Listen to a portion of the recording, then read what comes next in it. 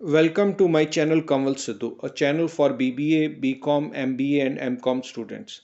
In today's lecture session, I will discuss the concept of traditional family life cycle and modern family life cycle. We will also discuss how the marketers can use this concept of family life cycle. So for easy and simple lecture sessions, do subscribe to my channel Kanwal Sidhu. The family life cycle describes the stages through which a consumer passes from his childhood until he grows old. The consumer behavior and the decision making changes over this passage of time. The spending pattern also changes with different family life stages. So, in this lecture, we will discuss the types of family life cycles, that is, traditional family life cycle and the modern family life cycle. According to traditional family life cycle, the purchase decisions related to vehicles or property are taken by the husbands, whereas the females are dominant in decisions related to grocery and home appliances. The traditional family life cycle has five stages. The first stage is bachelorhood, that consists of single separate household.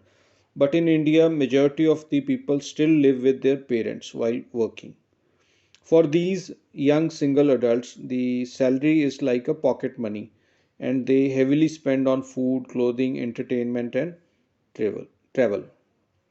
The second stage is the honeymooners that starts with the marriage. So newlywed couples spend lot of time on setting up of home. They spend on buying furniture, home appliances and even buy a car or a household during this stage. This spending also increases if both the husband and wife are working. They also spend on entertainment and other leisure activities.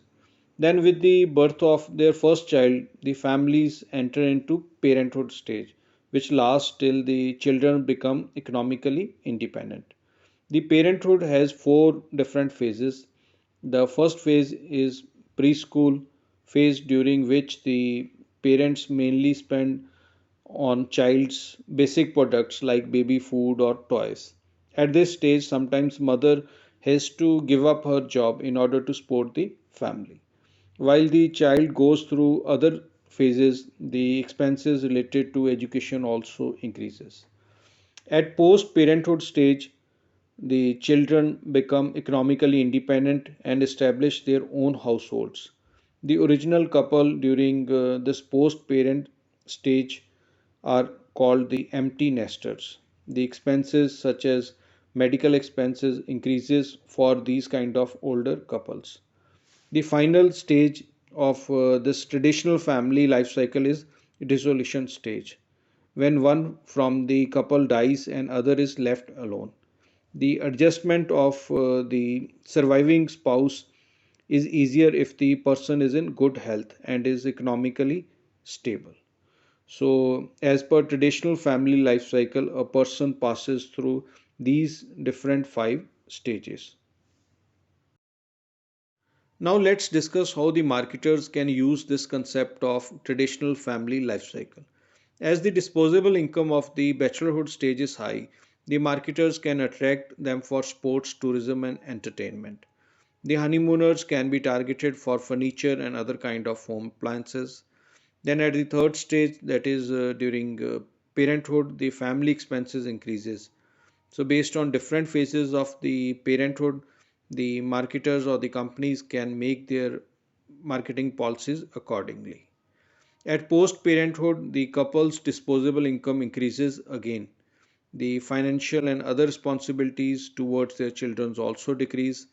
Many sectors like the tourism, the airlines, railways attract the customer during this stage by offering them benefits which are known as the senior citizen benefits. Then at the dissolution stage, when only one spouse is left, the income also lowers and the expenses also lowers. So not much scope is there for the marketers at this stage.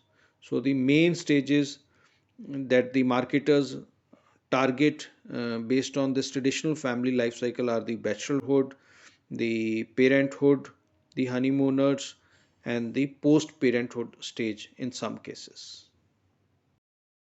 The typical traditional family life cycle is changing these days.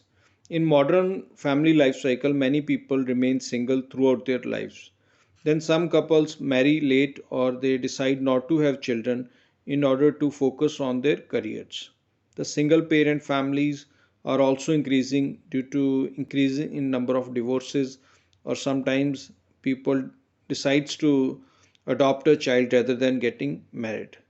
Then there can be extended type of family structure also, when the divorced son or a daughter comes back to stay with the parents. Then sometimes newly married couples also like to stay with their parents. The dual income couples and the extended families are the main groups which are targeted by the marketers, as their disposable incomes are quite high and they mostly spend on items like grocery, the home appliances, and other electronic products which are used in the households. So, this is all in today's lecture session, in which we discuss the traditional family life cycle and the modern family life cycle.